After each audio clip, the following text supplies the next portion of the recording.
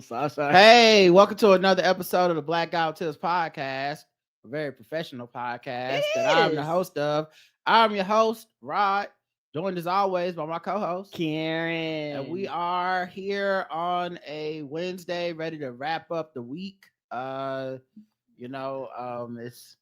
been an eventful week. A lot of stuff going on. A lot of stuff to get to. I see you shape your the mustache official- a little bit better so it fits more across your face. You went from this whole thing. you went from Mario and Luigi till 1970s, 1920s. Where's your cap and your twirling the ends of it?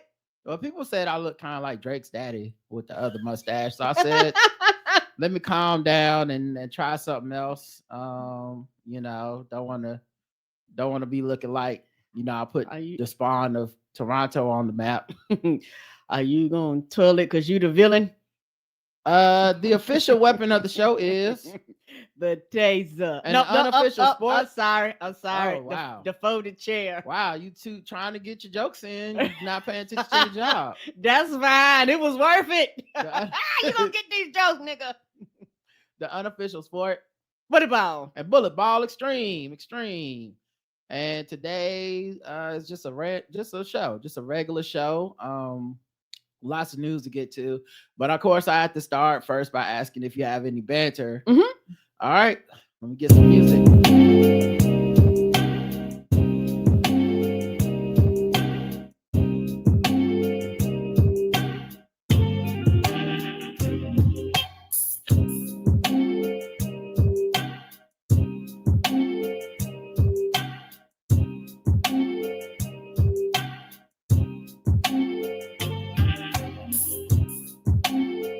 All right, Karen, why don't you hit the audience with some of that banter that they've been waiting on, some of that very natural banter that we just throw into the flow of the show. It's like you wouldn't even notice we was doing it if I didn't tell you. You wouldn't even notice it. Well, the first thing I wanted to talk about was we went on a walk yesterday, and I was proud of myself because I was not as tired. I remember, because we've been doing it for a few weeks now. I remember when we first started it, nigga, listen. I was okay going, but coming back and hitting that hill, I had to stop, take one break. I was like, "Ooh, am I ever gonna get there?" Mm-hmm. And now I'm good. The hill still with my ass, but it ain't like it was that first time. I was like, "Ooh, you done came a long way, Karen." Yeah, I mean, that's the kind of thing. Like, progress is very incremental, at least to me, on the stuff that I'm doing. Like, I was doing bear planks today. Bear plank. And yeah, it's a certain form to the plank. I started with elevated planks because she thought that would be easier, but I actually thought that was kind of hard. I couldn't quite figure out how to do them right.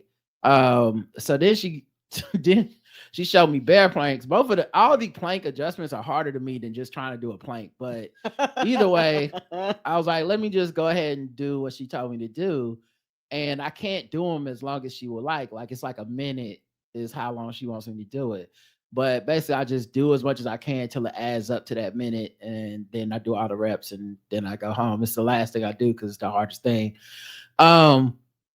And it's incremental. Like, I now can do about 36 seconds before, being like, all right, I gotta stop. But when I first started, it was like, 15, 20 seconds, sometimes 10 seconds. And it's like, I had to work your way up. So yeah, the progress is incremental. Same thing with walking. I used to take 1 mile walks. I used to take 20-minute walks. And now I'm probably taking about 40 to 45-minute walks every day or every other day. Mm-hmm. And just mentally and stuff is not as hard as it used. It used to feel like I was walking forever if I just walked, because I hate cardio unless it's basketball. And it used to feel like it was taking too. I was like, oh God, how long is this shit? And I realize we're covering more distance in a short amount of time too. Yeah, I'm getting a little bit, but it's incramental. Like I said, I walk slow, so it's not like I'm ever gonna be like killing it with the walks. But it's just I look down and I'm like, oh, okay, that's like 10 seconds faster than when I started. doing this. So yeah, it's incremental and it's good progress. Yeah, it is. And it's one of those things. I was much, much younger, and I know it would take a long time, but I remember when I could walk like, 4 or 5 miles in like no time. Like I could really go with I the don't power remember. walks. I don't even remember ever trying to walk that long. Mm, Like there was nothing I did. I wasn't doing 5Ks. I had a car. Like, even if I was walking around my neighborhood, I was more walking for this time. I didn't have, it was before you had your Apple watches and your Fitbits and shit. I'd just be walking and be like, okay, I walked 30 minutes. So I walked 40 minutes or whatever. I used to love to do that. And so for me, I had to realize I needed realistic expectations and go, okay, Karen, you may or may not get back to that point because I was a lot younger then. Mhm. But at the same time, you're progressing to the point where you can do those things. So there's And always somebody in there that is older than you that has done that can do those things that show you that it is possible. true. I watched a dude today that did regular ass planks. He was an older dude. He did planks, and then the trainer put 45-pound weight on his back, and he did the. Oh no! I'm sorry. It was the verbal rate. So it must have been about 20, at least 25 though. It was at least 25 pounds he put on his back while he did the plank, and he held that plank long as shit. I was like, oh my fucking Woo. god, people could do that. So but it's something that shows you like, well, it is possible. So my 36 seconds one day might be that, but I gotta just keep pushing it. And of course, I'm not comparing myself to him like I'm gonna be where you at when I'm that age, but just hey, if it is possible, so Right. why give up early on yourself? So Agreed. you say you were younger and you might not be able to get there. You might not, but you'll only know if you get out there and try one step at a time. Yeah, and also I think truthfully with me, I can tell me going to the chiropractors made a difference, with my hips and things like that. So it's like, hey, I'm more because I was uneven, so I'm more even now. So I'm able to, walk for longer periods of time and things like that. Because when you're underlying, it affects your knees and all types of stuff. So I have really been enjoying that. I know something that I have been noticing, and I actually Googled this. I didn't realize this. When we walk, sometimes my hands just swell, and I don't know why they just swell. And I Googled that, and I realized they were saying that's a common thing for people's hands to swell when they're walking. I was like, oh, okay. I didn't know that was common because I was like, that's the first time it had been happening. But it was, yeah, you get a rush of blood to like certain parts of your body and you just swell. So I was like, oh, okay. I was like, so I'm not crazy. I was like, high blood pressure. I was looking into everything. I was like, the fuck is this? Why am I swelling? But it goes down afterwards. So it's not anything that stays around. So I've been I'm aware of that. So I'm like, oh, okay, this is normal process. Just continue to drink more water, continue to take care of myself and things like that. You have anything, or do I just want to go through mine? Keep going. Okay. My next thing is I wish, and I've said this before, but this is my version of I wish life was like video games. Because I wish in life when you going into a new environment, it would do like my video games that I like, how you walk up to some shit you don't know, and then it pops up and it tells you what to do and how to do it and gives you instructions on what to do and how to do it. And you just do it, and it's like, okay, you can move on to the next task. I wish things in life was like that, because sometimes you walk up, you be like, I don't know what the fuck's happening. You fuck shit up, and then somebody tell you it's wrong after you done fucked it up. It's like, it would be easier if this item or whatever I'm doing just had random instructions that pop up that I just had to follow. And also, I wish that, or at least like NPCs in the background giving you clues by saying stuff that don't make sense in real life, but in video games it do. Yes. Like they'll be like, we need to fire the cannon. Don't forget, we gotta fire the cannon. Yes.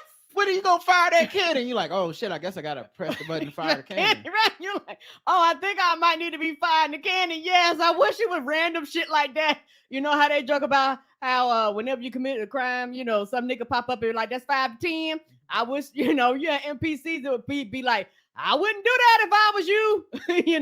That might blow up. You're like, what might blow up? If you hit that button, that might blow up. You be like, oh, I think I don't need to push the button. Just shit that just warn you in life. And I wish it was redos. When you fuck up so bad, they be like, you know what? Just start over from the beginning. They'll be like, go back to the last checkpoint and try this again. I wish life was like that sometimes. Yeah, me too. Sierra's in her full thick era, and I just I'm here for it. Shout out to Russ. Even pregnant, she was gorgeous. Yeah, and I don't think she's pregnant right now. She's not. We don't know how long that's gonna last. She's giving us them yams, and I'm like, she gonna be pregnant again soon.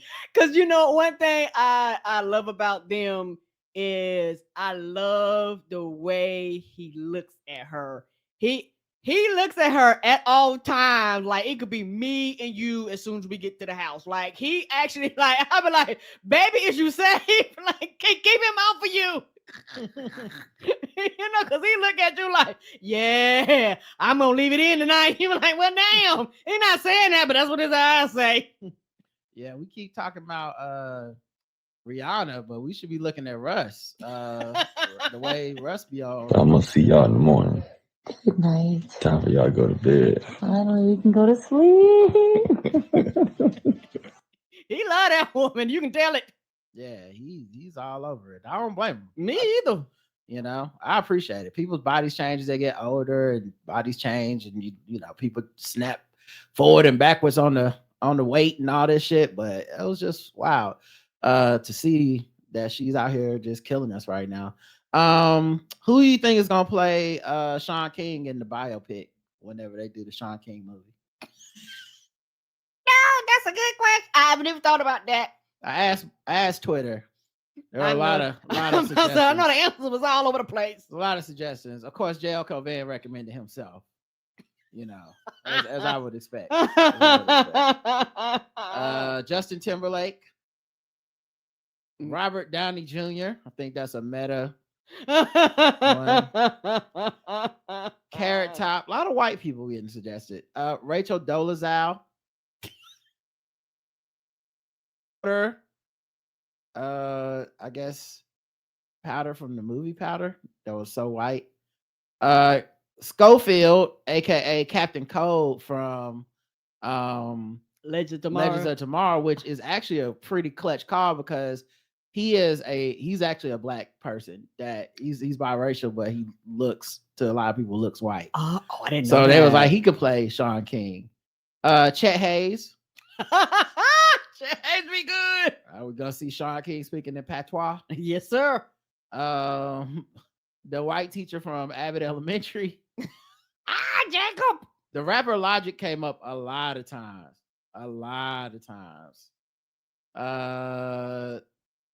Someone just sent me a picture of a white raccoon. That's my man Seahawk. It was just a lot of good suggestions out there. I just want everybody to know I appreciate them.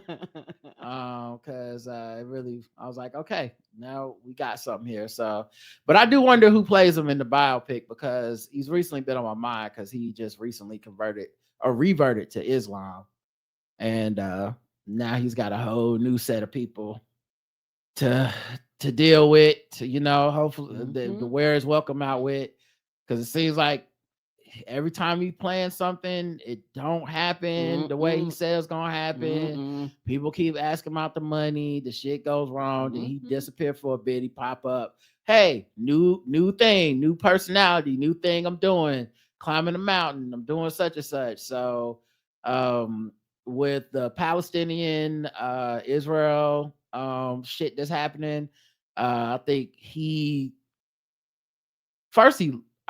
I don't want to say he lied. I'm just going to say I don't believe him. I don't either. He said, no, hold on. You don't even know what I'm talking about. You just generally don't believe him. Whatever it is, I go, I was going to say, he said at one point he got kicked off of Instagram because he said free Palestine. And I don't believe him because all these people have been saying it. Like, I know people want to be like, I put sweat in the game. I said this thing. And it's proof that I said something of value and it cost me something, because most of the activism, quote unquote, solidarity is a lot of it's digital. And I'm not mocking people for that. It's just by necessity. What the fuck you gonna do? Fly over there?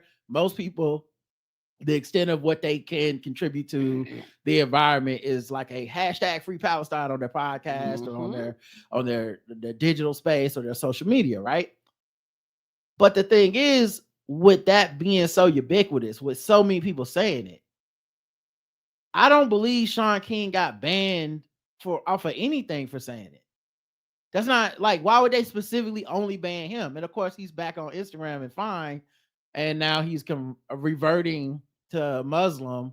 I think they say it's revert as like a new term they're trying to use. I feel bad for the black people that are black Muslims, because they're gonna have to go through it twice. Now they went through it as black people already. Now they got to go through this nigga being like, yeah, and assalamu alaikum, I need to hit the GoFundMe real quick, and I'm raising money to give to Palestine. It's like, okay, are you? Will you? Right. So I honestly feel like this is the pattern for him, and when you see a pattern from somebody, you kind of almost know what's gonna happen. And the second that he start getting and going for the attention of like, it's all about the Palestinian people over here for me, I was like, I don't know how he's gonna turn this into, and now I need some money or something, but I feel like we right on schedule for that shit. So that's why I was thinking about who's gonna play him in the biopic, because it's gonna be crazy. It's gonna be a biopic about this man at some point. Maybe it'll be unauthorized. It probably won't be. Yeah. Oh no, he'll never approve anything. I can't wait for his biopic, and I know it's, since we're talking about it, I don't know why I'm thinking about this gentleman, and I don't remember his name. I can't wait for that dude that was up in Howard that scammed. How he's like, his thing like a gift now, where people jump up when they grifting people. I can't wait for his biopic. Probably can interchange, probably be the same person. I feel like it doesn't help that we don't know his name, and meaning that this biopic probably won't come to fruition because we don't even know his name. I don't remember it. Need to be kind of a household name. But honestly, somebody's gonna do something with this Sean King shit, because his life has been too interesting. Yeah, it has. It really has. I mean, look, he came to prominence 14 years ago. The fact that he's still stuck around, he ain't in jail. Longevity. He ain't never been convicted of no fraud, no embezzlement, no money shit. And he's still out here getting to the bag different ways and not really producing a lot along the way. That North Star shit never happened. The climb to the mountain shit never happened. Like, a lot of the stuff he promises does not happen. And yet, I guess good intentions, right? If you got good intent, no one can prove your intentions were not good. So right. You just take the money and be like, well, I guess this is the money. Oh, you didn't get your shirts? Sorry. Yeah, he charged a whole fucking lot for them shirts too, for people not to receive their shit. All right, let's get into some other news.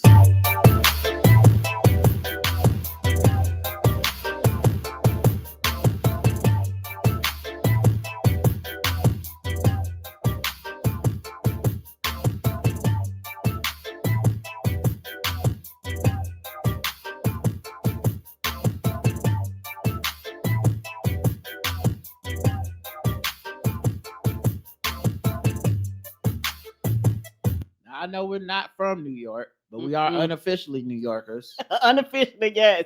And whenever my city is hurting like this, I have to speak up. What happened? New York City libraries would end universal 6-day service under Adams' budget plan.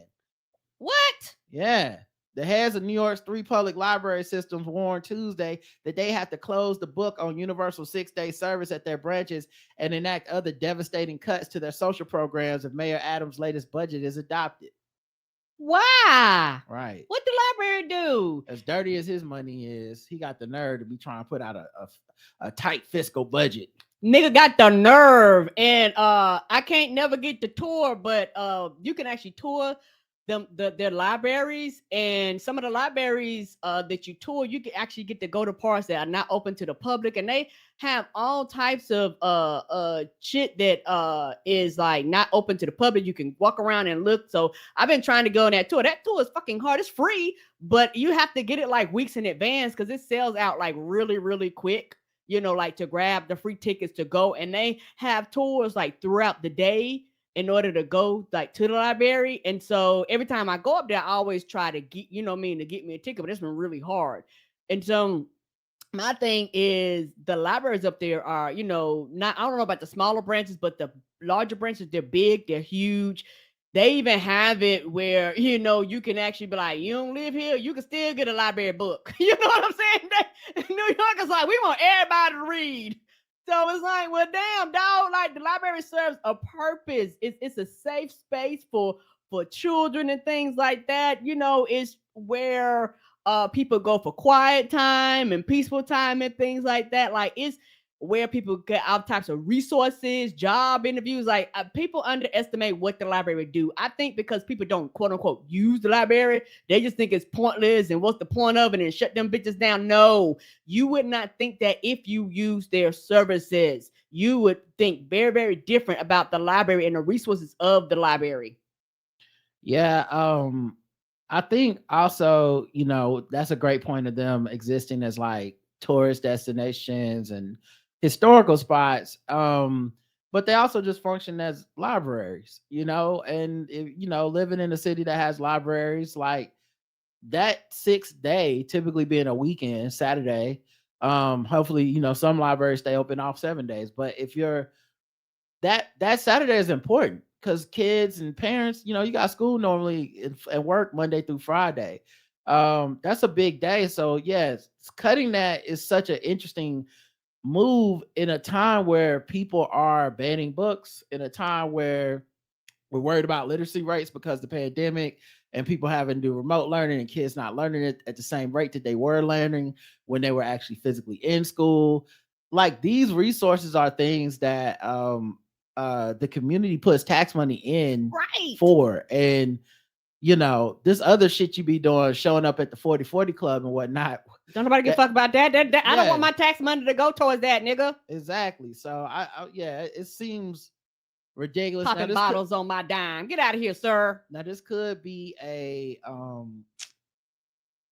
like that thing they do where they float the worst case scenario. So then whenever the budget comes in and they're like, we are staying open 6 days. It's like, oh yay, okay, so it didn't happen bad. And it's like we cut a bunch of other programs though. And so it could be that where they float out the scare tactics and then you end up just being happy. It's like when they said HBCUs we're gonna get their funding cut under Trump. And then Trump basically cuts the funding but doesn't cut it completely. And people are like, thank God.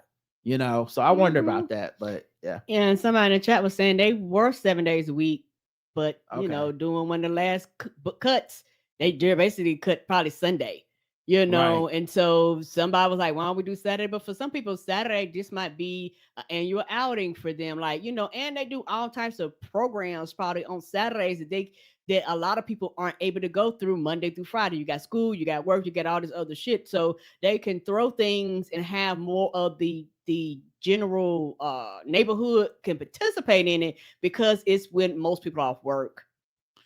Beyonce reveals that the Renaissance's follow-up album will be called Act 2 Cowboy Carter. And let's go, Cowboy Carter. Hee-haw! So, you know, when they said 3 acts, Renaissance, I don't know about y'all, but you know, she wasn't really giving us the full blueprint. So a lot of people were assuming it was gonna be Renaissance the album, Renaissance the tour, Renaissance the movie. Those are your 3 acts or something like that. You know, 1 act would be the visuals. It sounds like Renaissance, everything that happened, that was act 1. What the fuck? What? Oh my God. Act 2 is what the fuck is Act 2? I have no idea, child. If you selling cowboy hats and cowboy spurs and boots, bitch, get ready because you about to sell out them motherfuckers. People was already showing up with that stuff at the last joint. She been selling chaps and all that. She been selling all that stuff. What the fuck is the next act? I don't know. I guess what is about to happen? I guess I'll be sparkling with mine next time. It's scheduled to release March 29th. Just last month, she initially announced end of the month. Let's go, bitch. She announced the news of a new album after appearing in a Verizon commercial. She followed up with a cryptic Instagram that said Act 2 coming out in March. So, oh my God. Oh, I don't know if the world is ready for this. But yeah, what the fuck is it gonna? Is it another tour? Is it just the album? Is it a movie? Is it like? Is it a spaceship? What the fuck can't she do at this point? Videos, like whatever it is, I am here for it, and I'm so glad I'm going to the chiropractor so I can make sure I can dip it like it's lukewarm and move around a little bit. Let's go.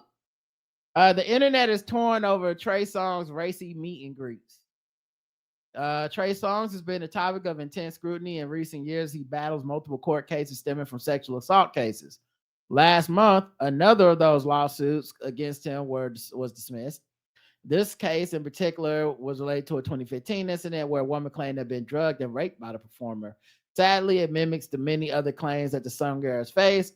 Songz has vehemently denied each allegation has never been convicted, and while he has not released new music, the Love Faces star continues to perform. Yeah, a lot of people's response was like, I didn't know he was still performing. Because most of us don't keep up with him like that. I think one, he's a little bit younger than our generation, so he's not our guy. Right. So I'm not following him. And two, he ain't put out no new music. So that's people like, what is he even doing right now? Just chilling at the house. But yeah, so he's still going on tour called the Love Hard Tour. And he's been taking pictures with the fans at the meet and greets. What is happening in these photos? These look like these photos people be taking with like their best friends and shit when they fucking around. You know them photos that was happening at one period of time? Yeah, I mean, I think they look a little. I've seen pictures like this before. Chris Brown takes pictures like this. They just look sexual in nature and totally consensual. Right, totally consensual. Like this is these women's dream. They paid for tickets to see Trey Songz. They probably don't care about the allegations against him and shit, or they just literally don't think he did it. You know, it's right. You never know. We went through this with R. Kelly, you know, but he good. You know, we've seen pictures like this with Chris Brown in the last couple years. I feel like the people that go out there don't give a fuck. They do not. You know, I'm not even. I'm saying as a matter of fact, right? As a statement, they don't care. They don't give a fuck. But I also am not surprised, you know, because I also think there's an allure to the bad boy R&B shit. You know, Bobby Brown used to have that label. Chris Brown definitely has that label. Trey Songz has that label, and there's something about like, oh, you know, there's a fantasy element to it that some people think that shit is hot. So I think that's what we're watching here is Trey Songz, you know, doing his thing essentially. Child, I guess. Yeah, I mean, what y'all gonna do about it? Nothing. Because people are paying probably a few $100s. And he not gonna let y'all do shit. Look, if the nigga cut me off, I'm going to fuck crazy. You understand?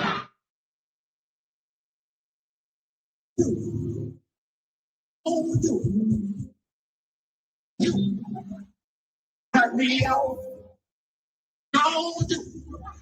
Don't cut me off. Brooklyn pastor Bling Bishop found guilty of spending $90,000 of his parishioners' savings on luxury goods. Is this the same dude that got robbed? That's the same. Oh, this same is dude. Lamar Whitehead, the Bling Bishop. The Bling Bishop. He was found guilty of 5 counts, including wire fraud, attempted extortion, and making false claims to the FBI. Extortion? The convictions are from 3 separate schemes.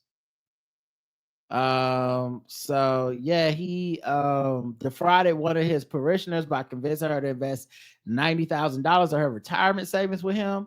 According to the indictment, he said he would help her buy a home and invest the money, but he used it on luxury goods and personal expenses instead. He also extorted a businessman for $5,000, then attempted to convince the man to loan him $500,000 and grant him a stake in real estate transactions in exchange for obtaining favorable connections by the New York City government that he knew he could not provide, according to the indictment. He used his ties to New York City Mayor, Officer Eric Adams, to try to make. That's why he cutting the budget. Right. He's like, shit, I gotta Bling Bishop. Take care of my bling boy. But yeah, as the U.S. Attorney's Office said when they brought the case, the defendant knew he could not obtain favors from the city government. With this ruling, that was proven right. Says a spokesperson for the mayor's office. They're looking at y'all too. He also made false statements by telling the FBI agents he had only had one phone call when he actually had one phone when he actually had two. So yeah, this do dirt phone. Don't you know they know that shit, dog? Like particularly knowing him, he the bling person, so he gonna have the shit in his name. It ain't gonna be in nobody else's name. And don't think they can't check records and shit. Like, that's stupid. Each count carries a maximum of 20 years, except for the false statements to the FBI, which carries a maximum of 5 years. You gonna be blinging in jail then? Yeah, they plan to appeal the verdict, but yeah, it's not looking too good. When they go after you, they don't miss. Kanye West fired Yes Jules over NDA violations amid Vultures rollout. So the influencer and talent manager Yes Jules got fired. One of the few employees. She had just promoted his upcoming album, but Ye claims that she will no longer work on the Vultures rollout due to her unauthorized actions.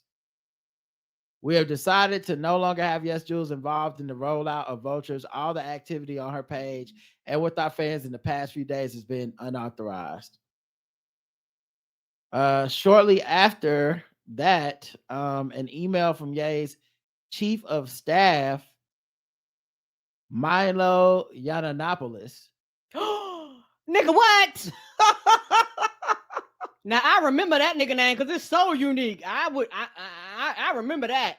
Yeah, that's that thieving nigga who did the Wu-Tang thing and had to sell all his shit. No. How'd you end up tanking that anyway? Wrong dude. Oh man, no. That what was that kid's name? God, he was a piece of shit too. Milo Yiannopoulos is the like right-wing gay dude that troll people. He went on Bill Maher, says a bunch of racist shit, homophobic shit. It was just a piece of shit, honestly. Oh, that dude that got the seat and got voted out. Oh, that's another dude. That got what seat? Voted out. Nope, wrong dude. My bad. I don't know what seat you're talking about. Oh, didn't a Trump dude get voted out of like Congress or the Senate? Oh, that's another dude. No, that's George Santos. And the other dude was Martin Shkreli.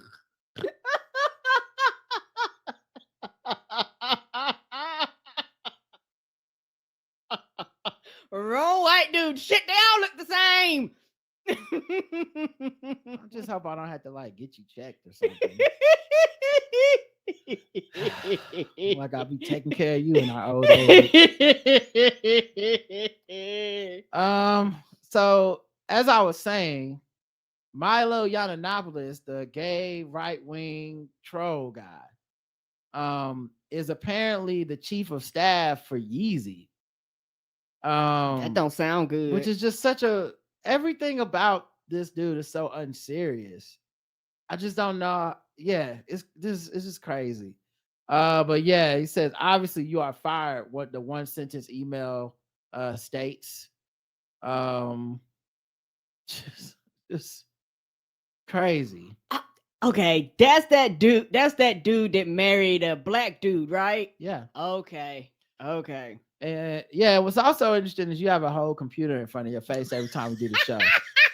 And you just decide that I'm better than Google. I'll figure it out.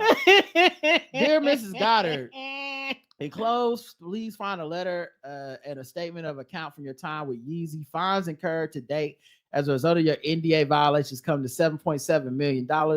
While you were a contractor, I suspended enforcement of this debt. It now falls due. What? This is crazy. None of this feels even remotely true.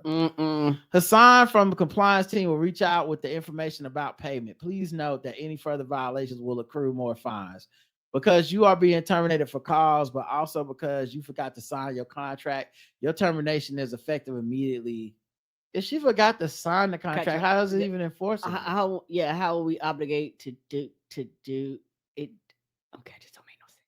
Forgot to sign y'all have contracts over there. I'm supposed to believe that. Right.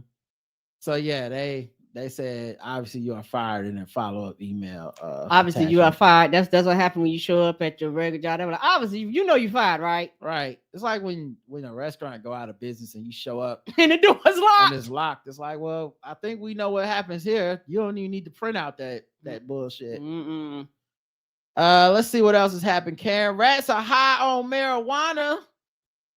Oh shit! Now 420 for the rats. Rats have gotten in the confiscated pot at the New Orleans agent police headquarters, munching the evidence as the building is taken over by mold and cockroaches. The rats eating our marijuana. They're all highs. Police Superintendent Ann Kirkpatrick told the New Orleans City Council members.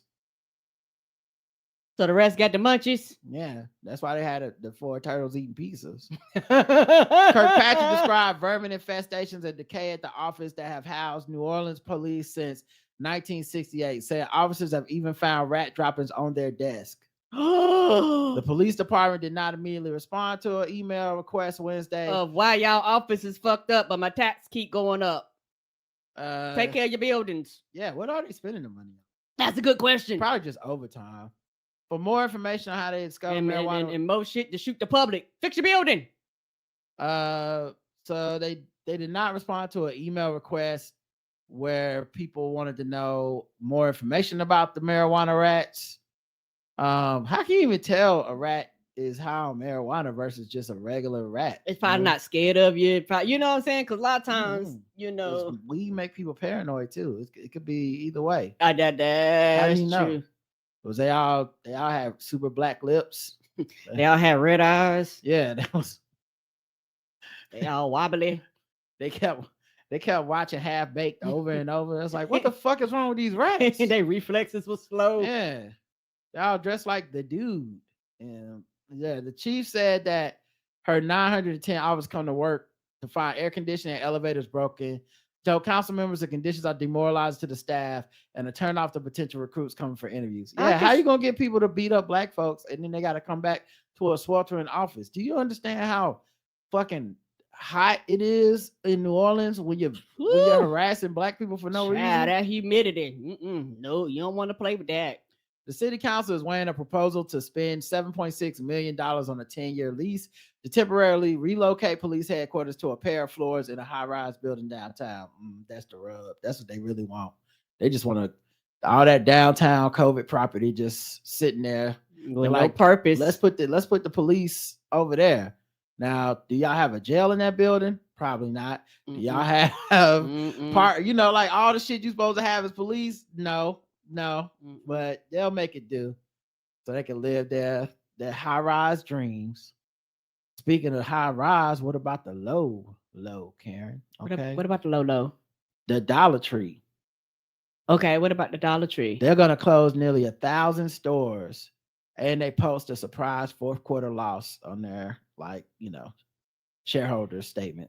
And my thing is they're really interesting because periodically over the past few years, you've been hearing about Dollar Tree and Dollar General and the dollar store popping up all across the country, and particularly popping up in a lot of black and brown neighborhoods, and particularly popping up in a lot of food deserts and shit like that. And it's some people in communities, particularly smaller communities, they're fighting against them even coming there because they was like, no, when y'all come here, it just causes problems because they was like, your shit's not good quality. And yes, you accept EBT and all that stuff, but a lot of this shit has a lot of salt, a lot of sodium. You don't do anything fresh. You don't got fresh fruits, fresh vegetables. Everything is canned and all that shit.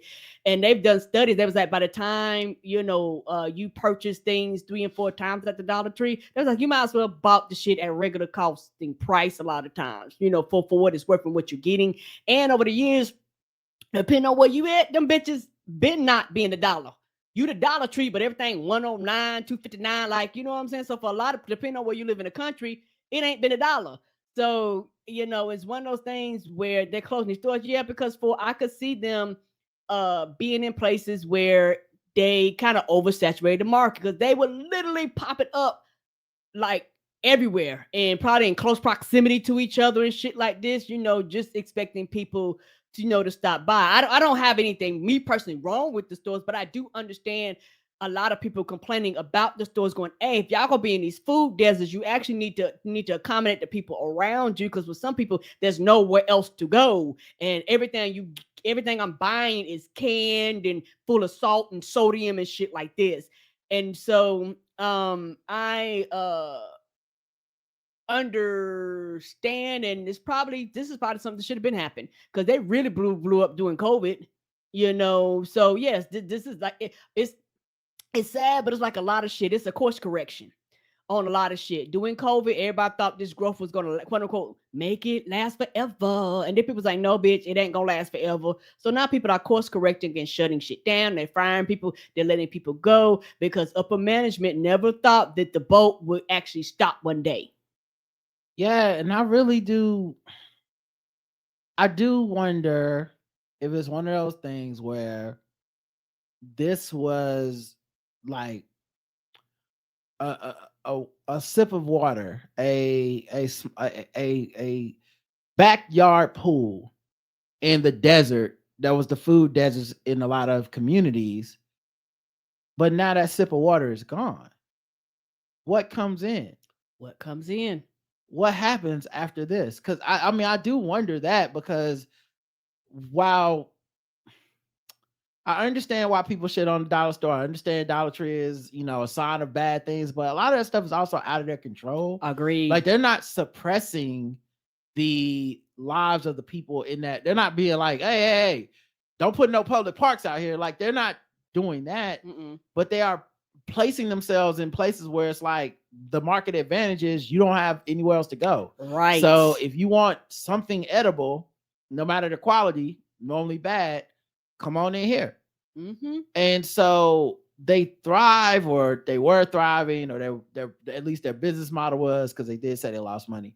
So their business model was, hey, we'll do this. And in a world where inflation's crazy right now, where or it's not even crazy right now, but where inflation is impacting everything. Shrinkflation, all this shit. People's money is going less far in the grocery store. Right. And this is one of the few places where, the shrinkflation was it was already kind of built in to where it was like, listen, you go there, you get one Twix, but I do wonder, like, if nothing comes in to replace it, then what happens to the people that live there? Agreed. And this is something, maybe it's just me, it's very, very frustrating, because if you do not live in a food desert area, you just don't understand how the crisis of living in the area where all you have is fucking fast food and gas stations and shit like this. You have nowhere for fresh fruits and fresh vegetables and shit like this, and it makes a difference in like the people and their lifestyle, or how they can live and shit like this. And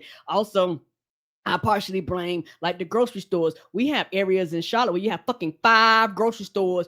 It's an intersection, 3 on one side, 2 on the other side, and you're like a super Walmart here. You're like, God damn, it ain't but so many people over here, but we got 5 fucking places. And then we're not talking about the fresh market and the marketplaces and shit like this, on top of like your Food Line, your Walmart, your Publix, and shit like this. Yeah. So everybody likes to be saturated with the quote unquote money is, but y'all need to spread this shit around. And a lot of times they purposely don't go to certain areas. You have grocery stores that like actually canvas this place and they be like, hey, if the people in this area don't make X amount of dollars, we ain't even going there. So it's like, well, shit, dog. What do you think? And when people go there and people say, hey, I've actually been in these areas and I've actually have fresh fruits and vegetables, and I sell out of them shits quickly. So it's a need there and people want it, but it's very difficult when it's not a demand on it. Like the government doesn't make them put the shit there and make them stay and invest in the fucking communities.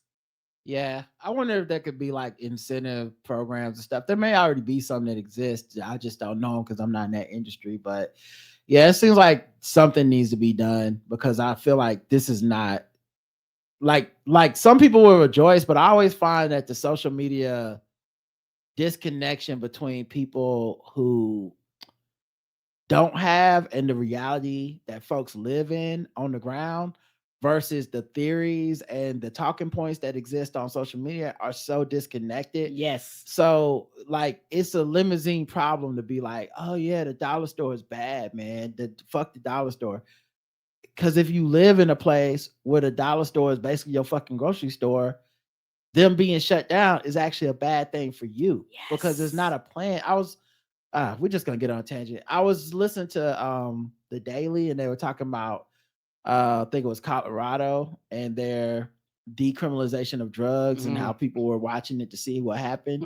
And it kind of turned into a bit of a nightmare for the people who were living in the community. And because then you kind of have like the open air drug use because possession is no longer like a thing that is criminalizing unless it's like so fucking much that police are not supposed to even like it. You're supposed to call the police and they're supposed to help get people in the treatment centers, not jails, stuff like that. But as usual with like these ideas, you have to be, and this is why I ask questions of these ideas, not because I'm against that fucking idea, but because I'm 45 and I've seen enough life to be like, yo, if you can't just yada, yada, yada your way out of not having a plan. Right. And you can't just scold somebody and go, that's the plan. Okay, cool. But we need more than that because people are human. Things are going to continue to happen and they're going to want answers and they're going to look at your shit like this failed. This is a failure of your idea when it may have just been a failure of execution. And even the systems we have in place, which fail all the time or whatever, it's easy for them to understand those systems because they existed. These other ones are new. And so if getting upset and being mad that people are like, you're not being specific. What happens when the worst case scenario happens? What happens is people just mock you and as if you're some type of asshole and you must be Republican and you must want criminals to go whatever. My point being, this feels like one of those things where online I saw a lot of dollar store is bad. We got to get rid of the dollar store. Right. And then now it looks like dollar store is getting rid of itself. Mostly because they made a bad bet. They bought Family Dollar, which is not the same as the dollar store model. No, it's not. It just got dollar in the title. It's very dumb. And nothing's in that bitch a dollar. It's HBO Max acquiring being bought by Discovery and then changing the name to Max. And you're just like, this satisfies no one. Anyway, my point being, this is the scenario where it's like, well, what do we have in place now when this thing doesn't exist? And that's what happened in Colorado. It's like, what do we have in place now? Because we're saying treatment centers. We don't have as many treatment centers as we have jails. We don't have as many medical treatment professionals as we have cops. It actually takes years sometimes to build that shit up. But because we wanted to like vote and go now, and the politicians want to remain in office, so they have no incentive if enough popular people are saying do this, they're going to do it. But when it collapses because it's a failure of plans, there's no structural integrity, everything was just immediate as opposed to being like, okay, we need 5 years to build these facilities and to get these workers so that we can actually give people a chance when they're in treatment rather than jail. And of course, the idea and the theory for a lot of people, and this happens with liberal people especially, but the theory was fine because it was online. It was over there. It was them. It wasn't really you. In your mind, you didn't think you were walking down the street in an open air drug market. You didn't think about that. You didn't think about the consequences of what happens when people are on drugs, because people on drugs are not, they're not in their right mind at the moment. And the things that they're doing, that they're addicted, there are things that there's some rules you're going to break. You know, if you need to get that money and you ain't got no job or something, then you're gonna do what you got to do. And not everybody is a model addict, quote unquote. And there needs to be like scenarios and pitfalls and catch-alls and all this stuff. But when you're just moving to be like, hey, everybody said let's do this, let's do it. So now they're about to reinstate all these fucking laws and shit, probably. Hopefully not worse than before. I just saw Muriel Bowser sign their safety law into effect today, and it's something I've been saying on the show for a long time now. But I said this is how that crime bill came from in the 90s. Yes, sir. I was like, this is how the fuck it happens, is because we're looking at stuff that we're like, listen, right is right. This is the theory, blah, blah, blah. It's like, okay, are we going to really have the political and social willpower to put that shit into place? Because there's pain that comes with these changes. With all change, there's pain. And so there's pain that comes with these things. And what you find is that liberal people, black people as well, whatever group you're in, people don't have a high threshold of pain just to say they did the right thing. Meaning, if the rate of car theft goes up in the community, I'm not even talking about death. I'm not talking about, violence, just car theft. Just, I woke up, I own a car, it is not there any fucking more. Whatever inconvenience that has to my life, money I have to spend, insurance shit, police reports I have to file, time I have to go, whatever it is, most people don't like that shit. It's not the most painful thing, but it's a little bit of pain. People feel like these institutions, the government, all this, they're there to take away and lessen pain. Basically, yes. Not saying that's right, but that's how people look at it. That's how they treat them. And they don't look at it in the long-term, holistic, get rid of your pain. It's almost like drugs. They want immediate, get rid of my pain. So, hey, my neighbor's making a lot of noise upstairs. I call the police. I just want the fucking noise to stop, if we're being honest. I'm not here to see you talk to them and be like, what was your childhood like? Why do you think you need to make noise? Do you want attention? No. I didn't call a counselor. I called the police to tell them shut the fuck up. And then I go back to doing my shit. And I feel like we're seeing the return of that type of, punitive, restore us back to order and shit. And it's scary. Because it as hard as the pendulum swung the one way, where Minneapolis is like, we are literally abolishing our police, and then when they swing all the way back, it's like, we actually just gave them $100 million budget, and you're like, well, what the fuck? Because it swings so fast and it swings so hard back the other way. Because a lot of people, I think, they're not really prepared to live out the ideals that the activists are saying that they're prepared to live out. Right. And I think that's because the distance of what, especially now, current activism is not necessarily physical community based. It's more like online community based. You have like they say, boots on the ground. That shit matters. Yeah, and if you talk to people that live in these neighborhoods, it's a little bit different. We're in Charlotte. We I follow our council meetings and stuff like that, and you'll see people that live in these neighborhoods are like, no, the problem for me isn't that I don't want any police to exist. I'm living in a neighborhood with high crime. I want the police to come here and do the right thing. But the right person goes to jail. Don't harass people for no fucking reason. But if you're asking me what I want, I didn't say abolish.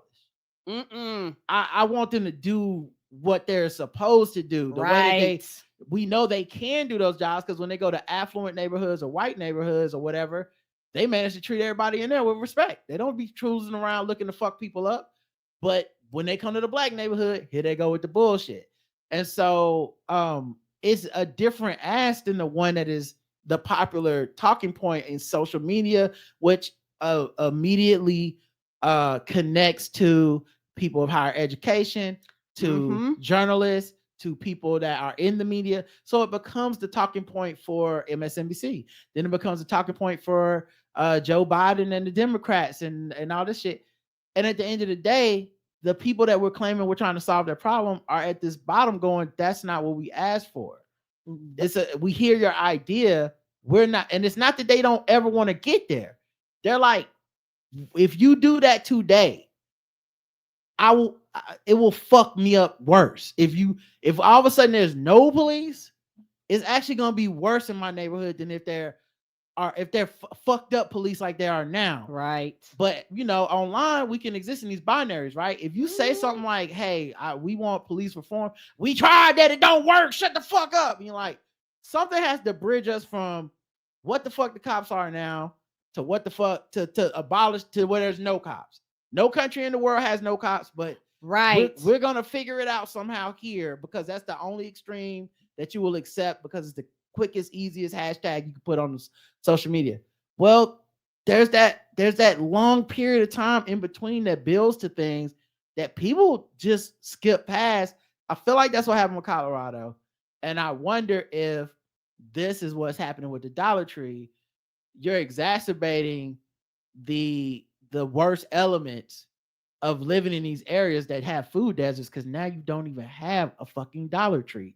It's actually gonna be worse. And it's not like we all said online where we just start community gardens and everybody was gonna get tomatoes. It takes time. And there's no transitionary time if we're not building that infrastructure today and going 5 years from now. We won't need a Dollar Tree because we'll have our own fruits and vegetables and produce or whatever, fruits, vegetables, produce, animals, whatever. We'll have that here. We won't have to. No, we just go get rid of Dollar Tree because that makes us feel good. And I think these people might be fucked. Well, I'm sorry. Go ahead. No problem. And it's several things. I want to say this also, a lot of the food deserts. Well, people fail to realize years ago, remember when there used to be Walmarts all over the place? Then all of a sudden, Walmart started shutting down their smaller locations. And all of a sudden, they wanted to be like the Costco's and the Sam's Clubs. All of a sudden, Super Walmart started popping up around the country like crazy. And when the Super Walmart started popping up around the country like crazy, a lot of these Walmarts in these lower income communities started shutting down. And so I think Dollar Tree found a lot of these areas where a lot of Walmarts used to be. And on top of that, people fail to realize everybody don't live in big cities.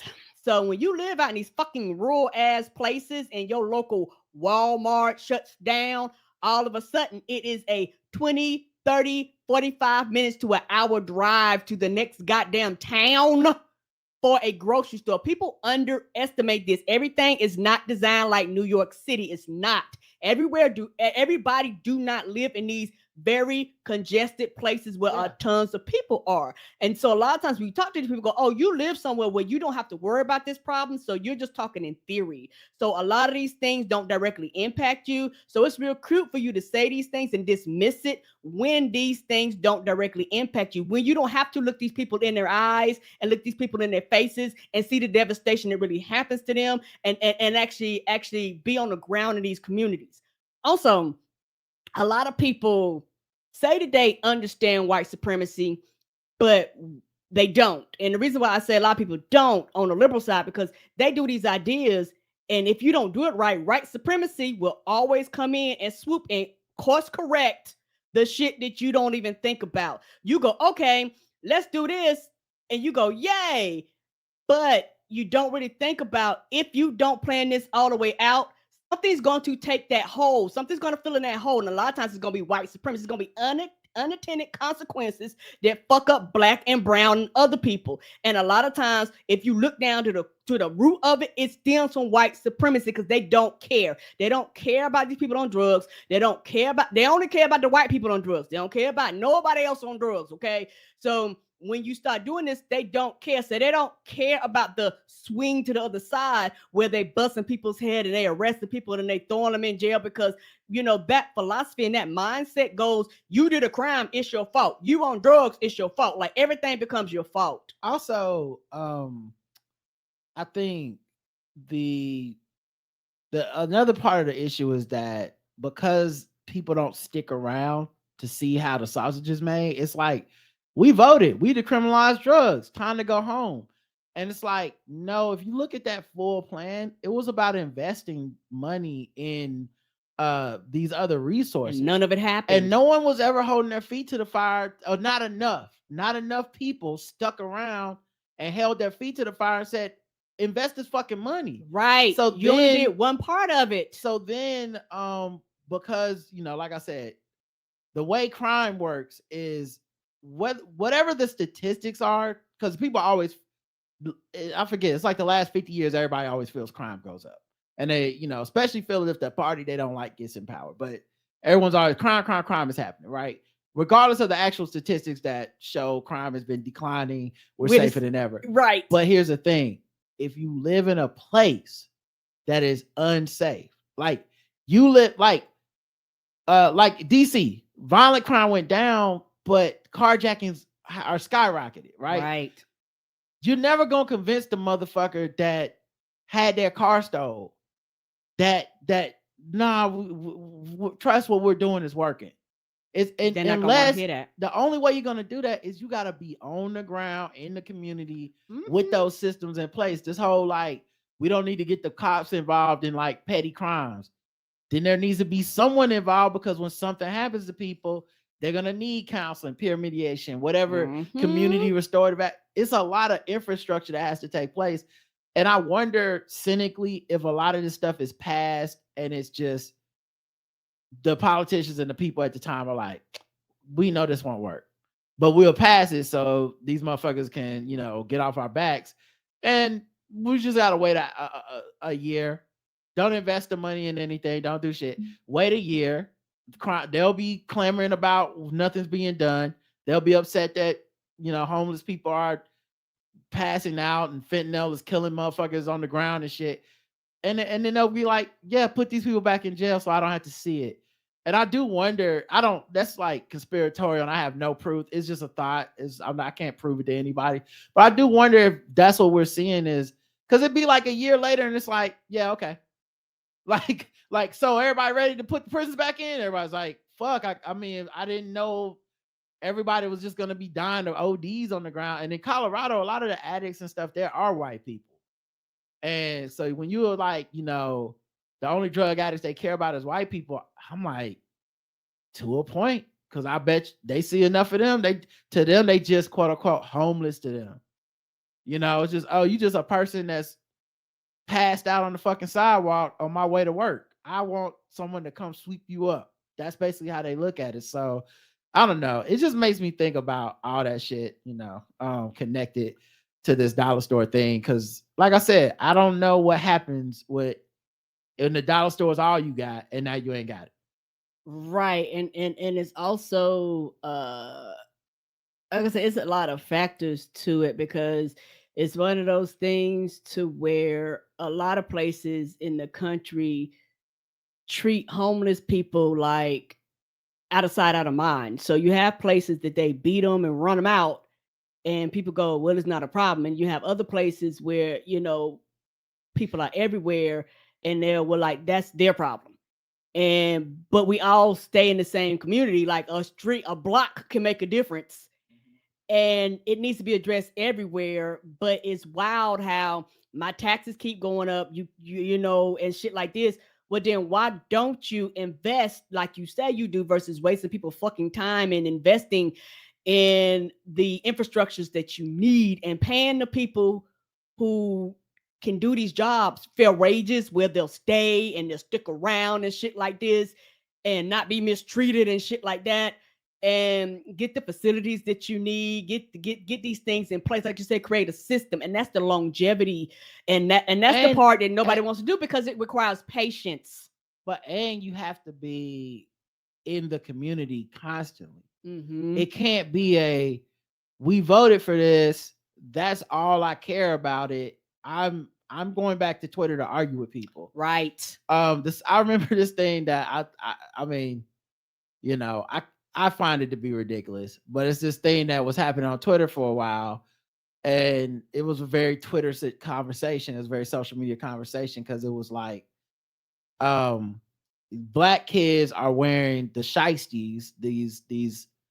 They look like balaclavas. They basically cover your whole face. And they were saying, oh, these black kids are wearing it as fashion. And it's just fashion. And I don't like, you're racist if you look at 4 black kids coming towards you with them balaclavas on at night and you start getting scared. Like you just need to get over your racial bias or whatever. And I was like, hey man, hey, I too don't want sagging pants criminalized. I don't want gold chains criminalized. But hey man, if a nigga pull up on me with a ski mask, I'll never be so woke that I won't be like, hey, what the fuck is happening? It's ridiculous. If I'm at a gas station and 4 niggas roll in with that shit, I'm trying to slide the fuck out the door. Cause if y'all see the videotape later and I do get robbed and I did sit there, y'all gonna be like, that nigga's a goddamn fool. Did you see how them 4 boys had them balaclavas on, got around him, and he was just like, "How you doing, guys?" And man, no wonder they pistol whipped him. Like y'all will make it seem like I'm a fool, so I have to leave. That was my. I'm not calling the cops. Mm-mm. I'm not hitting anybody. I'm not pulling no gats on nobody. I'm just getting the fuck out of there because if it was for white dudes, I feel the same. If it was for too. like it's like so that's such an online argument is what I'm saying. But the things that would take us to get to the place where people want to get with restorative justice, with prison abolition, with police abolition, you know what you really need is to change the hearts and the minds of the people living there. Mm-hmm. Like that don't have like privilege of being like, oh, I was inconvenienced. We gotta have a way that if your car gets stolen and that's all you got on this fucking earth, we gotta help you get to work. We gotta help you recover. Well, you gotta get in there and get to somebody first and change their mind about calling the cops, about wanting the police to be involved. It has to change on a level that's so different than I feel like what it is on social media, all we are is talking with our hearts and minds. Mm-hmm. You know what I'm saying? But literally, like physically changing people's hearts and minds in real life requires an investment. And that could be, like I said, third eye open or whatever. That could be where the money gets hung up. And that's why you don't see a lot of these programs push that money into the places on the end that we want. Instead, they just wait and then it all goes to the police because the answer is always more police getting more money because the rats are high on weed. Yes.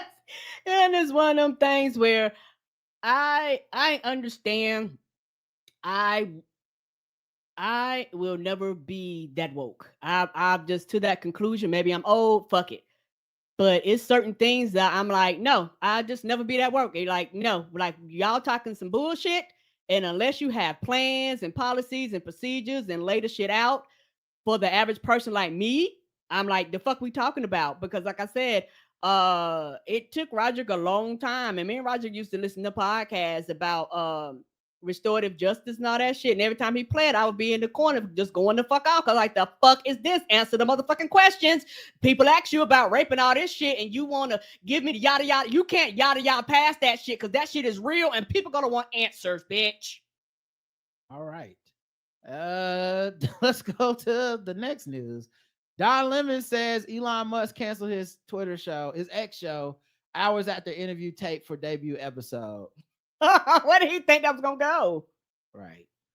Rob is right. Yep, Rob is right. Rob is right. Rob is right. Yep, Rob is right. Yeah, Rob is right. Whoop, what was that again? Oh yeah, Rob was right. Rob was right. I said this motherfucker needed to not fuck with him because if the check don't clear, he don't pay his bills anyway. Mm-mm. Are you even going to get the money for your show? I don't know. Turns out they said terminate the contract, so I'm guessing you're not even getting your money.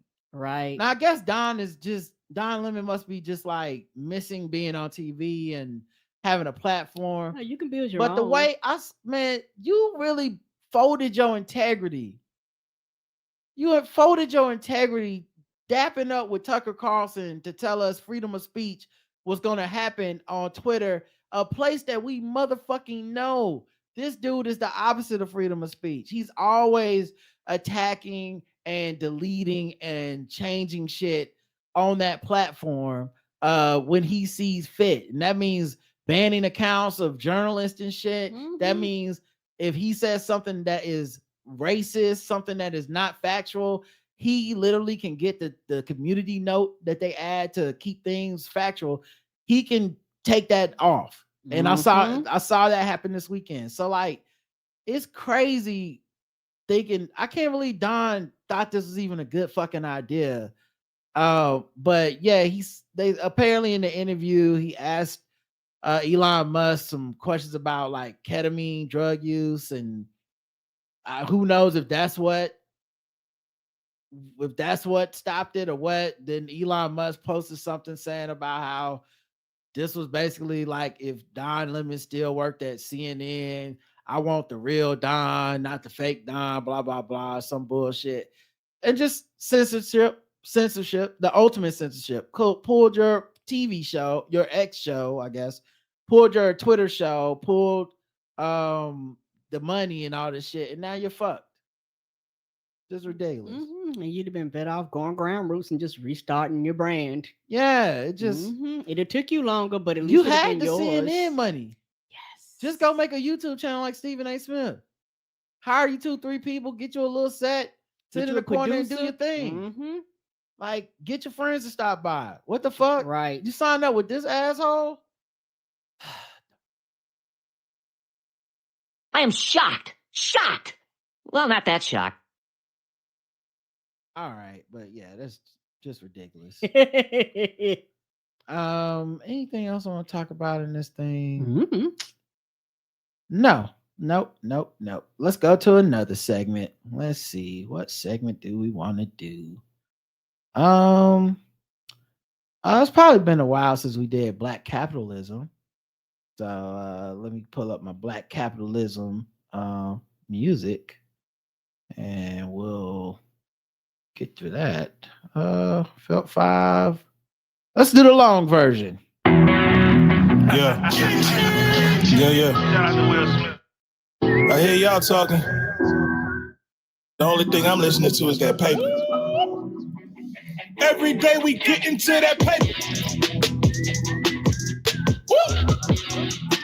I hear the money talk, I see you later. Yeah. Every day we get into that paper. Woo!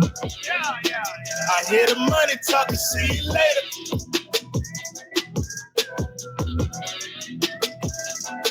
I said I ain't got time to converse with you broke niggas. Ain't got time to convert with you broke niggas. Ain't got time to converse. I said I ain't got time to converse. I be getting to that paper. I hear the money talking, see you later. Said every day we're grinding for that paper. Yeah. I hear the money talking, see you later. Every day we grinding for that paper. I hear the money talking, see you later. Yeah. I think I forgot Harry Tubman's supposed to be on them $20 bills next. Wow, so I let the whole thing play. I wanted to hear all minute and 38 seconds. Shout out to my man Felt 5. That is a fucking bop. Black capitalism. Let's highlight some people. Black and woman-owned wine brand launches in Georgia. Oh, bitch, let's go. Our Best Wines, the trailblazing brand that combines wine, art, and culture, has launched in Georgia with its partner, Empire Distributors. Empire is one of the largest distributors in the southern state. The launch took place March 1st, making it a massive move for Our Best, seeing that it just launched last October. The launch follows the brand's recent launch in South Africa. Oh, they get money over there. Come on. Okay, we love to see it. The company has introduced 2 exceptional blends, red and white, in Georgia, which may be because Georgia is seen as a trendsetter when it comes to success of building a brand, especially in wines and spirits.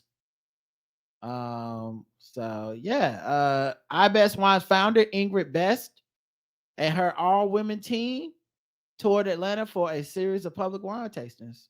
Come on through, all women. Okay, keeping it all women. I see you. So yeah, man, shout out to Our Best. They getting this money, helping us get through America one sip at a time. CBS is developing the first black black daytime soap opera in 35 years. In 35 years, what was the other one? I don't know the first one. Generations in 1989. I remember Generations. Yes, I do. Series. It didn't last long. Centered around a black family. I don't even remember that. I remember that because, like I said, I used to do it. A lot of the soap operas that my mom and them grew up with don't even exist anymore. But I grew up on Generations, General Hospital. You know, a lot of them, Days of Our Lives. Like a lot of them, they came in, came back. A lot of them don't exist no more. But I'm glad because there's the people out there who soap operas is their jam. The gates will be everything we love about daytime drama from a new and fresh perspective, said Sheila Ducksworth, the president of CBS Studio NAACP Venture. This series will salute an audience that, so I guess, look, DEI hadn't been gotten out of everything. They still doing it at CBS. This series will salute an audience that has been traditionally underserved, with the potential to be a groundbreaking moment for broadcast television, with multi-dimensional characters, juicy storylines, and Black culture front and center. The gates will have impactful representations, one of the key touchstones of the venture. I'm excited to develop this project with CBS and P&G, two of the longest, most passionate champions of broadcast and daytime television, and the NAACP, whose enduring commitment to Black voices and artists is both powerful and inspiring. Let's go. I love all that, but y'all know we don't want no diverse, impactful representation. If it's a soap opera, somebody need to be fucking somebody evil twin. Of course, it's a soap opera. So let's not get too respectable with ours. Okay, let's just do it. Let's keep it salacious. The same way we do everybody else. Yeah, let's just keep it. I don't want y'all to get too caught up on representing us. Keep being messy. And then get canceled for being boring. I need y'all. They can't all be Black presidents and senators. Somebody got to be on the drugs. Somebody got to be cheating. Somebody got to be. Yeah, like somebody said, somebody got to fake a death, right? Right. Somebody got to pretend. We need all kinds of trifling Black too. All right, that's a part of the soap opera genre, and I'm here for it. The American Museum of Natural History to launch an exhibit celebrating hip hop jewelry. Let's go, hip hop jewelry. The presentation, known as Ice Cold, an exhibition of hip hop jewelry, opens on May 9th in New York City. It'll teach about the cultural impact of hip hop's most notable pendants, but it will also feature pieces worn by hip hop greats with jewels from the 1980s until now. Someone gonna make I think I just got a great idea for Ocean's 13 or whatever number we on. 25, whatever number Ocean's on. I think I got us one, y'all. Ocean's 13. It's cool. All Black people. Shout out to DEI. It's gonna be all Black people and then one cool white person. Probably oh shit, if it's only one cool, it's gonna be John Bernthal. So we got John Bernthal. Maybe two at the most. John Bernthal and 12 niggas gonna break into the hip hop. It's gonna be all planned out. The Steel Slick Rick's chains. He gonna be the first person. He gonna be the distracted person while everybody else is sneaking past him. I do want to now I feel like I had to literally cast all 13 of the Black people that's gonna be in it, but I know it'll take forever. And every time they almost about to get caught, he'll walk up magically, walk up out of it. He'll be the magical white dude. He'll walk up out of nowhere, just distracting all the white people. We all know the ending of the movie is he has the jewelry on him and he walks out and no one arrests him because he's white. I mean, we all know that's the ending. Of course, we don't even need to go through the rest, but I'm just trying to cast it in my head. I think Sterling K. Brown gets to be the George Clooney type. I feel like he could do George. I feel like we keep Tyrese Henry. Tyrese. Oh, Brian Tyree Henry. Yes. He could be in there. Maybe he could be the Brad Pitt type. I don't know. Michael B. Jordan. Yes. Michael B. Jordan gonna be in it. We need some women up in it too, though, y'all. And we need old people. So like Denzel or Morgan Freeman. Well, Morgan Freeman more of an Ocean's 11 type. I'll say Denzel or Giancarlo or somebody should be the old guy, because you got to have an old guy to talk about how they used to steal stuff back in the day. Yes. We need. I mean, there's so many women that could be in this joint. But I want Black people from America to be in it too. I want, we gotta. So of course you got. I mean.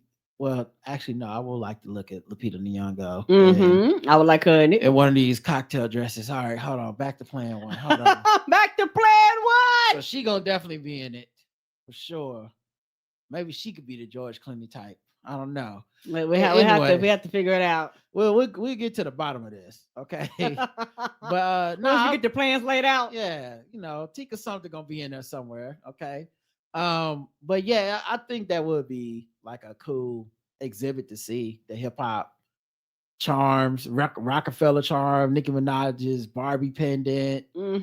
Oh, that'd be fun. Yeah. Now I wonder how long can it go as an exhibit? Like how big could it possibly be? Because I wonder how many iconic chains there are. Like there's G Unit and shit like that. But like I wonder by the time you get to the end, they just naming like dudes from up the street and shit.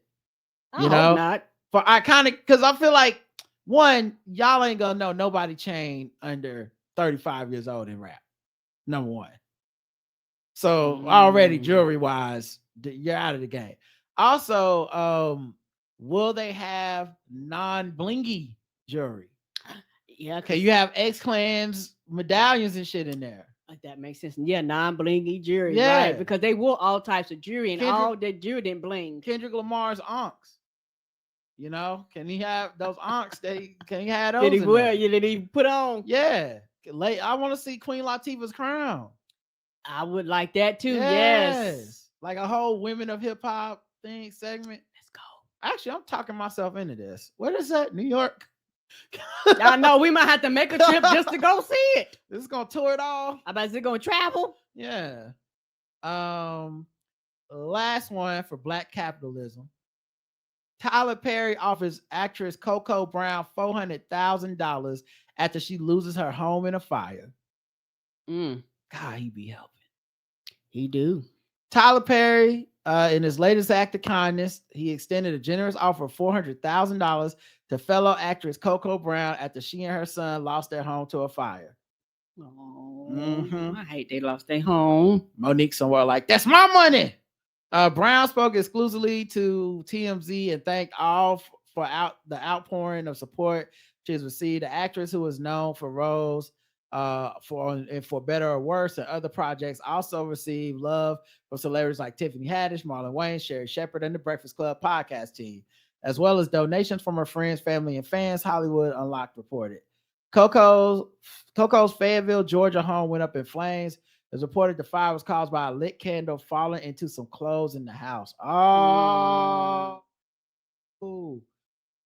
Brown said she was able to find comfort in the love and support of her community. So shout out to Tyler Perry. He did it again. Oh, black people with money be helping. I'm sorry. I know y'all don't agree. They care when nobody else cares a lot of times. I'll say this way. Black people with money help way more than white people with money. I think that satisfies all the things that are factual right there.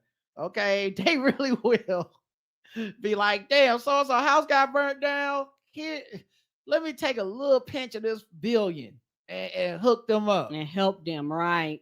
Like only make life easier. You just do not see these stories that much with white folk with money, man. Just they might start a charitable organization, but they won't be like, damn, not Coco. You know what I'm saying? Right. We can't have Coco out here like this. The only Oprah and Tyler be doing shit like that, and Beyonce and them. Like, anyway. I wonder if it's a cultural thing. I don't know. We care a lot about our people. Yeah, could be a cultural thing. All right, let's get into one last thing. Let's do some. I guess two last things because sort ratchetness. But let's play some Guess the Race. All right. What's my Guess the Race music? God, there we go. What time is it?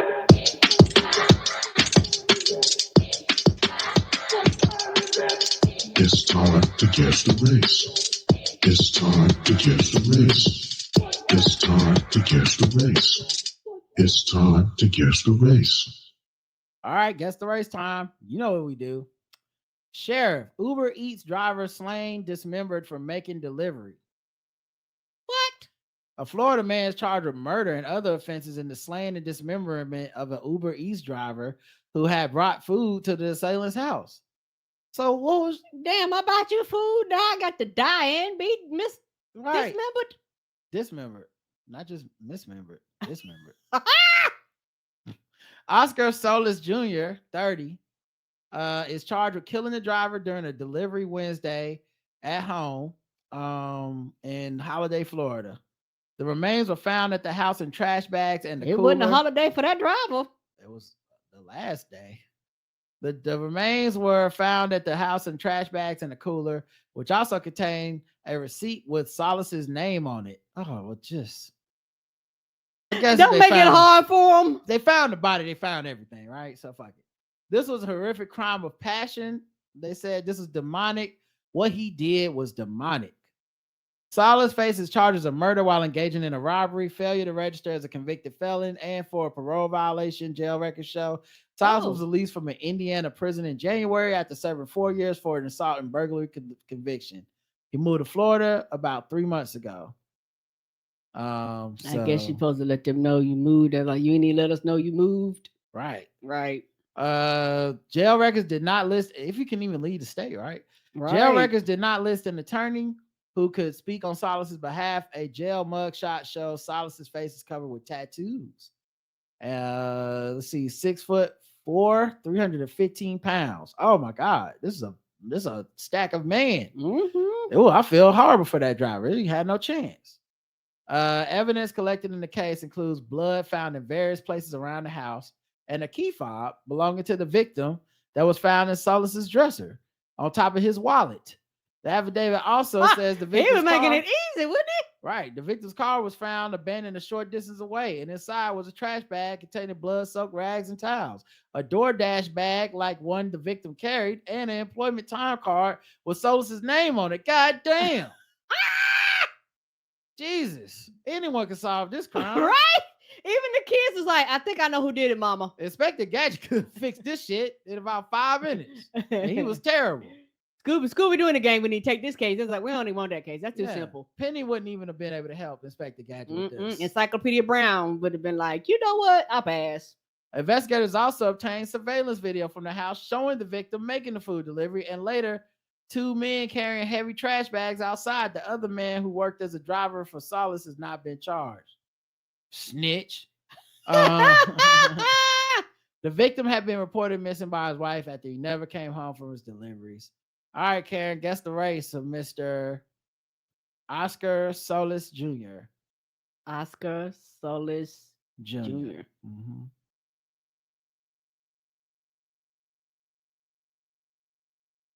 Latino. Latino. Let's check the chat room, see what they believe. I don't see any guesses. Oh, Latino. The food was from a Mexican restaurant. Latino. White. He didn't even try that hard. Latino. Oh no. Latino. All right. Hispanic. All right. The correct answer is, y'all are right. He was Latino or Hispanic.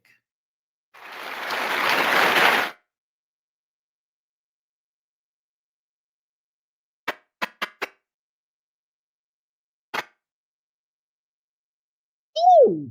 Some of y'all missed it. And yeah, I was not expecting that at all. He was formerly in MS-13. I didn't say that because I figured that would be a dead giveaway. But I guess I could have said it was in the article. All right, let's go to another one. Let's see. 4chan troll arrested and weapons taken from his mother's home for threats against Florida sheriff. Another 4chan troll 4chan is a forum. Okay, so you do know. All right. Has been arrested after threatening Florida Sheriff Mike Chitwood. Only because we watched them documentaries and they was talking about it. And I remember that. Ain't that it's amazing what sticks in my brains and sometimes my brains go, fuck it, and I can't remember it. Peter Shkreli, Milo Yiannopoulos. I don't even remember the third one. He was living with his mother, the Daily Beast said. Tyler Meyer, 30, of San Diego, allegedly made death threats against Chitwood on the anonymous message board website. It came after Chitwood condemned anti-Semitic incidents on Daytona Beach during the Daytona 500 and in Ormond Beach Okay. There was several guns, ammunition, and electronics seized from his mother's home. Another 4chan user was arrested early March for that's not the same thing. Oh, okay, for making similar threats. That 4chan user also lived with his mother. Well, damn, Just just something about them living with their mothers. Were you in the basement? What more of a stereotype could you be? Chitwood trolled back after the arrest. See you in sunny Florida. He posted on Facebook with the mugshot. It's too bad Mike Chitwood isn't safe now that I'm planning to kill him, he wrote. I'm going to shoot Mike Chitwood. I'm going to kill him by shooting him to death. That's almost more of an up in the shut case than the last one. I didn't know. This shit's in writing. All right, Karen, guess the race of this 4chan troll, Tyler Meyer. Oh, white. The 4chan, 8chan, 16chan, all of them dudes white. Okay. They might have Chan in the name, but it's white people. June says that's white. Mother's Basement White says Yeti. Fuck you, Mom. White says K-Can. White. I don't give a fuck. White. All right. The correct answer is half of JL Covan.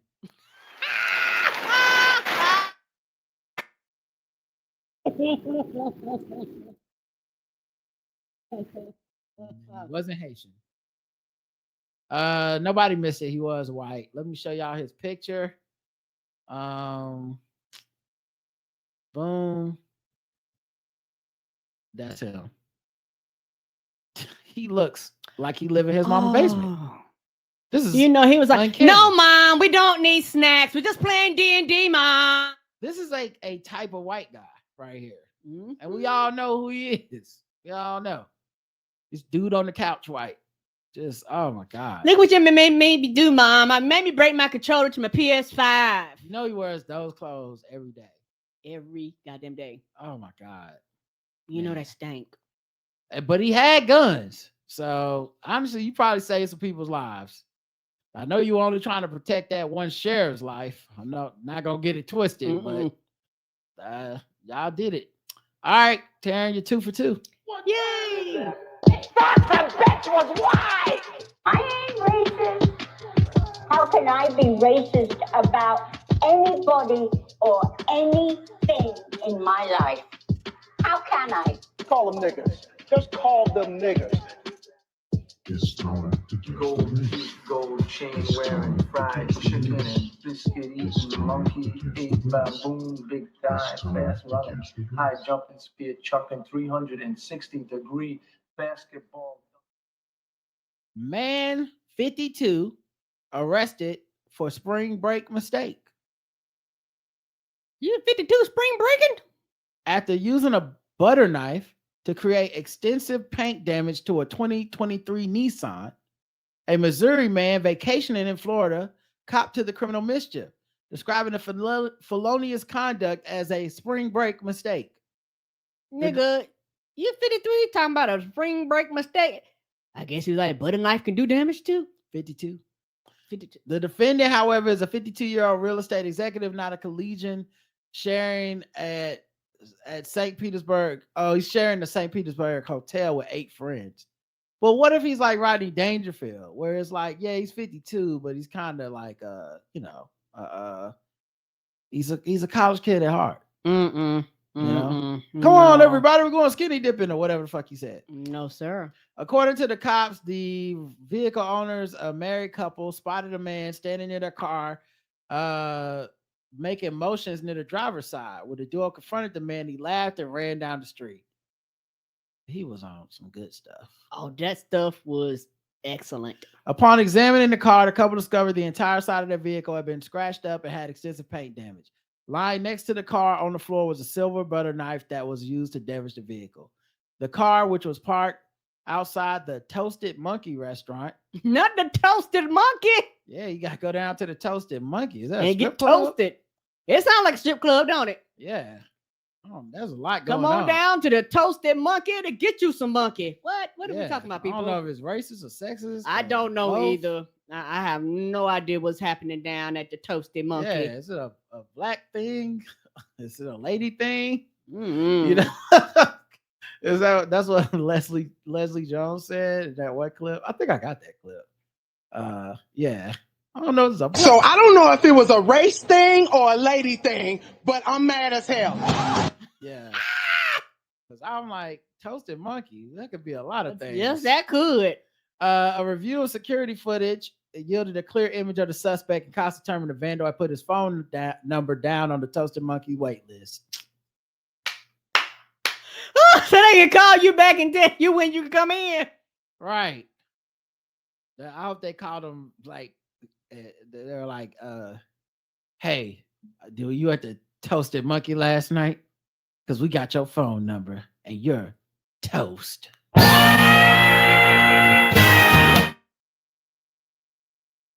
We at the Toasted Monkey sound like you in a jam. What was because jam go on toast? Oh, okay.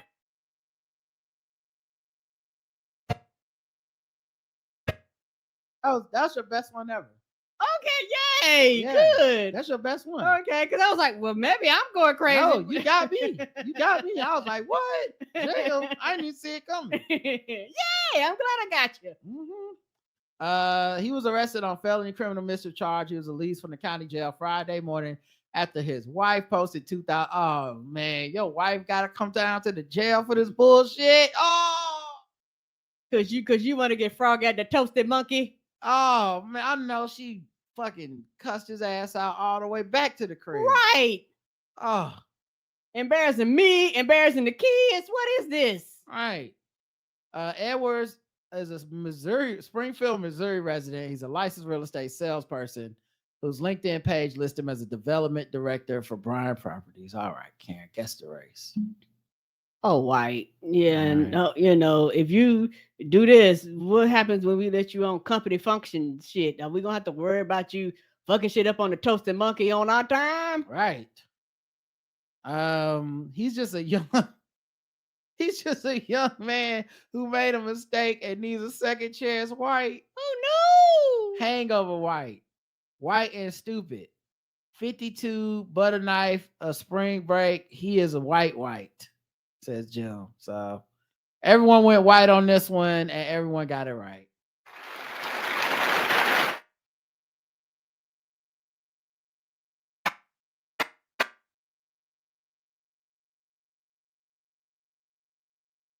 That must be his real estate headshot.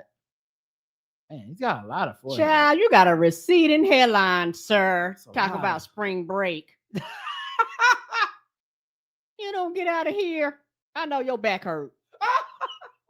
You got a hot back. Icing yourself down out here, fucking around these people's vehicles. Get out of here, sir. Bet your left knee buckle when you walk. You don't get out of here. Fucking with them people car talk about some goddamn spring break. That's true. All right, sword ratchet is time.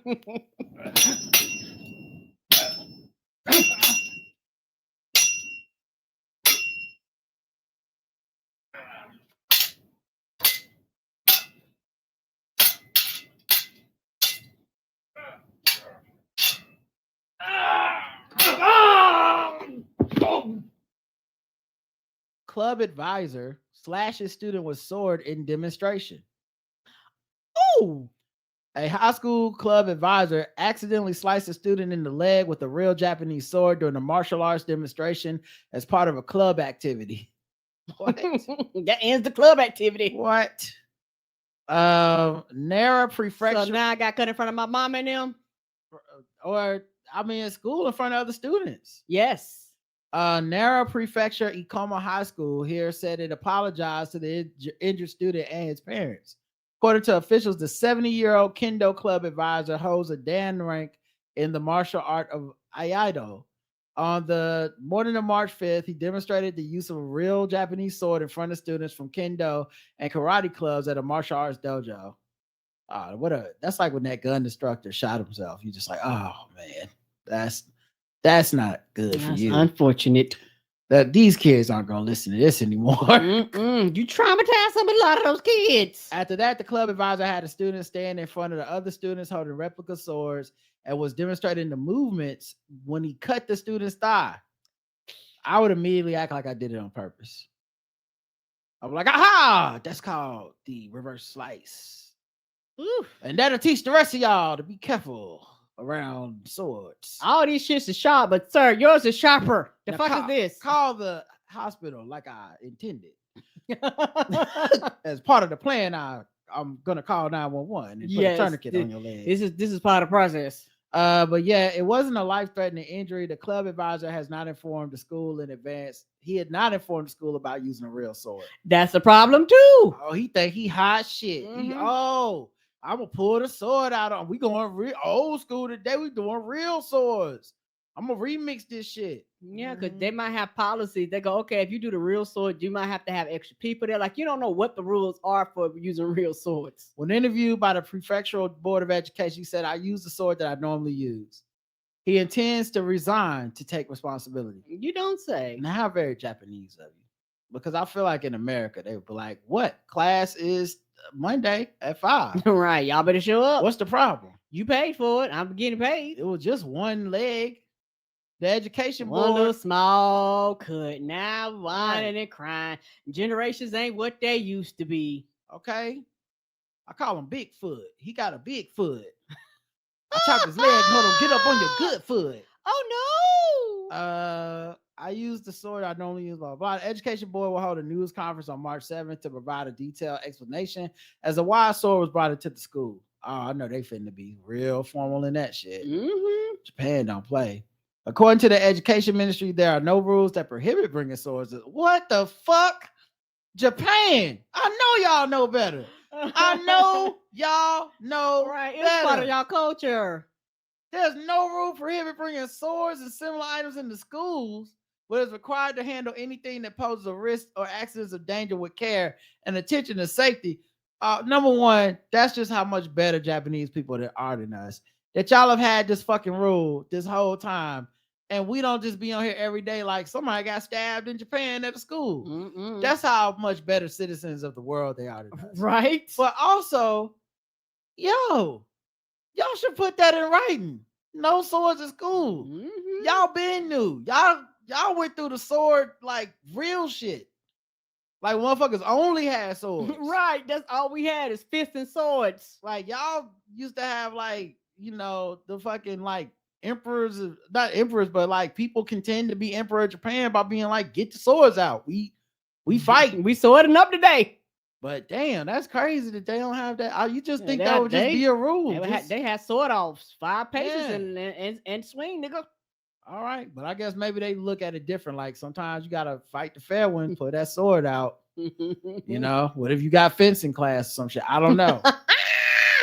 Maybe Shogun is real. Maybe. All right, y'all. That's it. Thanks for listening, everybody. We appreciate y'all. We'll be back on Saturday. Mm-hmm. Until then, I love you. I love you too. Mwah.